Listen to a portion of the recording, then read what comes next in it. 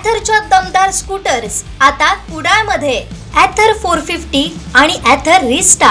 आजच भेट द्या Ather showroom, Mumbai Goa highway, Kudal, hotel spice कोकणच्या समोर. संपर्क 9730 10 64 77. सध्या डिसेंबर महिन्यात सिंधुदुर्ग जिल्ह्यातील शाळांमध्ये विद्यार्थ्यांसाठी आनंदाची पर्वणी सुरू आहे. अभ्यासाचा ताण बाजूला ठेवत शाळांमध्ये विविध सहशालेय उपक्रम मोठ्या उत्साहात साजरे केले जात आहेत. वनभोजन, शैक्षणिक सहली, क्रीडा सप्ताह, वार्षिक स्नेहसंमेलन यामुळे शाळा परिसरात चैतन्याचं वातावरण पाहायला मिळत आहे.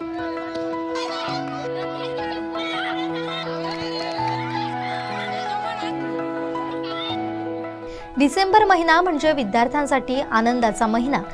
सिंधुदुर्ग जिल्ह्यातील शाळांमध्ये सध्या सहशालेय उपक्रमांची रेलचेल पाहायला मिळते. वनभोजन आणि शैक्षणिक सहलींमुळे विद्यार्थी निसर्गाच्या सानिध्यात शिक्षणाचा अनुभव घेत आहेत, तर क्रीडा सप्ताहामुळे खेळातील कौशल्य, संघभावना आणि स्पर्धात्मक वृत्ती विकसित होते. वार्षिक स्नेहसंमेलनामुळे विद्यार्थ्यांना नृत्य, नाट्य, गायन अशा कला सादर करण्याची संधी मिळते. अनेक सुप्त गुणांना वाव मिळतोय. अशा सहशालेय उपक्रमांमुळे मुलांचा आत्मविश्वास वाढतो, संघात काम करण्याची सवय लागते आणि त्याचा सर्वांगीण विकास होतो.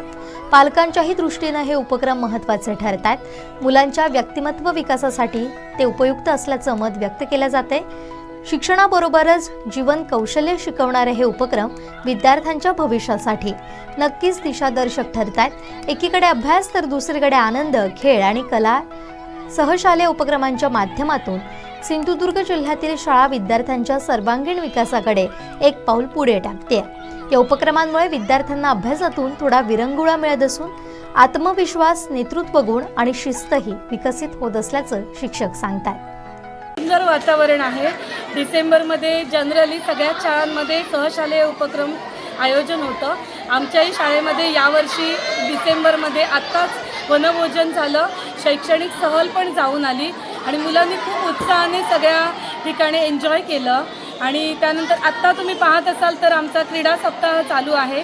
सगळ्या कलागुणांना वाव मिळण्यासाठी सांस्कृतिक उपक्रम पण आम्ही आयोजन केलं आहे. पुढच्या 8 दिवसात आमचं गॅदरिंग आहे आणि हे सगळं छान एन्जॉय करून त्यानंतर मुलं अभ्यासात पण छान कॉन्सन्ट्रेट होतात. आमच्याकडे हा सहशालेय उपक्रम खूप उत्साहात चालतो. नक्कीच सतत अभ्यास करून कंटाळलेली असतात. त्यामुळे या प्रकारच्या उपक्रमांमधून वेगळेपणा आणि त्यातून शिक्षणासाठी पोषक वातावरण पण निर्माण होतं. मुलांचे ब्रेन फ्रेश झाले की मुलं अभ्यासात पण छान कॉन्सन्ट्रेट होतात. आत्ता तर बघाल तर मुलांना उदाहरण आलेलं आहे. सगळ्या इव्हेंटमध्ये मुलं पार्टिसिपेट करत आहेत आणि खूप एन्जॉय करत आहेत.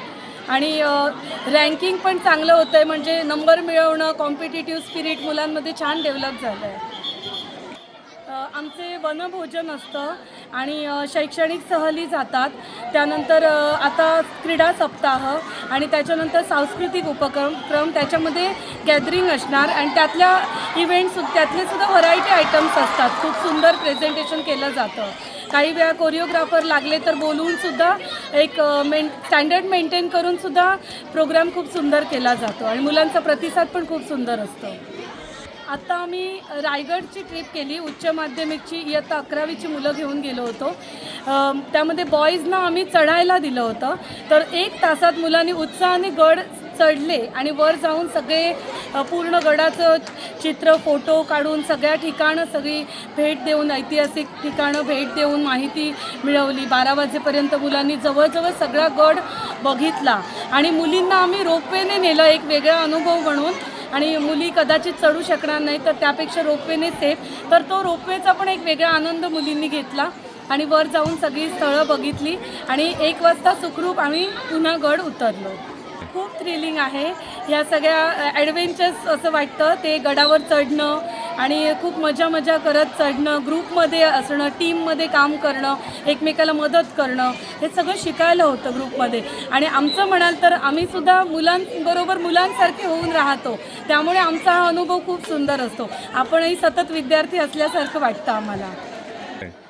आता मोबाईलच्या काळामध्ये मुलांना या प्रकारचे इव्हेंट शिकवणं आणि त्याच्यामध्ये इन्व्हॉल्व करणं हे खरं तर चॅलेंज आहे. पण जर आपण हे करू शकलो तर मुलं खूप एन्जॉय करतात आणि मोबाईलपेक्षा त्या जगातून बाहेर येऊन नैसर्गिक वातावरणामध्ये काय आनंद आहे ते मुलांना मिळतात.